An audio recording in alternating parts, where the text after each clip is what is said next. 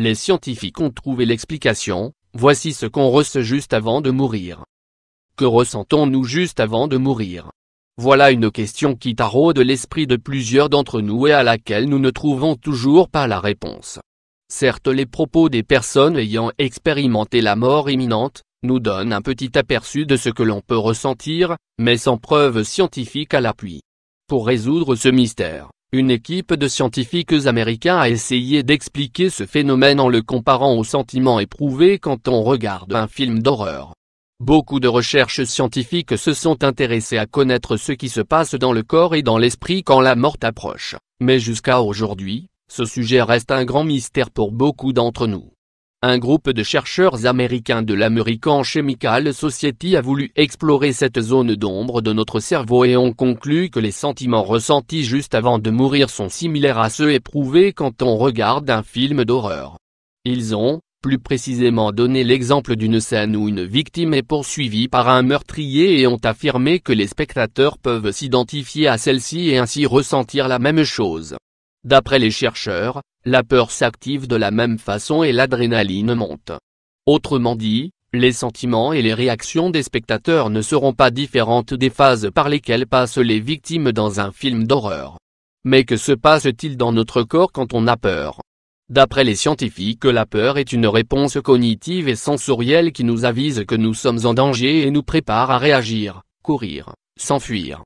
Lorsqu'une personne sent qu'elle est en danger, cette information sensorielle est envoyée au thalamus, une partie du cerveau qui agit comme un tableau de distribution. Ainsi, l'information sera transmise vers une autre zone du cerveau, plus précisément vers l'amygdale ou le complexe amygdalien qui contrôle les comportements en cas de peur.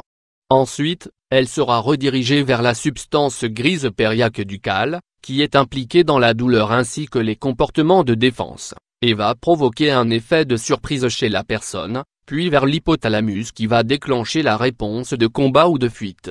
Ce processus va stimuler la sécrétion d'adrénaline ainsi que la production de glucose pour augmenter le taux d'énergie. Si ceci ne nous aide pas à gagner de la force pour affronter la situation, on commence à crier. Comment les cris sont-ils perçus par notre cerveau?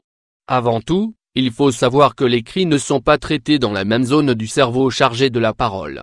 Quand on entend quelqu'un crier, le son va directement vers l'amygdale. Selon les chercheurs, les cris sont une réponse presque instinctive et suscitent la même réaction chez les gens qui les entendent. Mais là encore, quand les cris ne portent pas leurs fruits et que le tueur arrive à attraper sa victime et à lui affliger un supplice, elle va ressentir une douleur. Quel est le mécanisme de la douleur? Selon les scientifiques de l'American Chemical Society, en cas de blessure, des neurones spéciaux connus sous le nom de nocicepteurs envoient des signaux au cerveau, via la moelle épinière. Ces derniers vont atteindre le thalamus, qui reconnaît la douleur, et qui va ordonner au cerveau de faire de son mieux pour que ce qui vient d'affecter le corps ne se répète plus. Suite à la blessure, la victime peut entrer dans un état de mort clinique. La mort clinique, un cerveau qui fonctionne toujours, le corps de la victime succombe à la blessure, son cœur et sa respiration s'arrêtent mais son cerveau marche toujours, puisqu'il n'a pas souffert de sérieux dommages.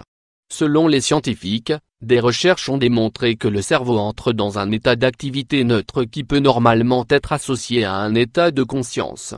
Le fait de pénétrer dans cette phase peut ainsi expliquer les expériences de mort imminente.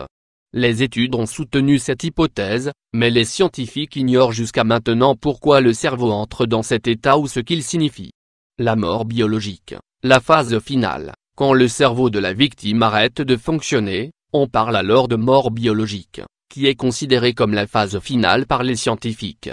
À partir de là, on ne peut savoir ce qui se passe après, parce que les personnes qui meurent ne reviennent pas évidemment.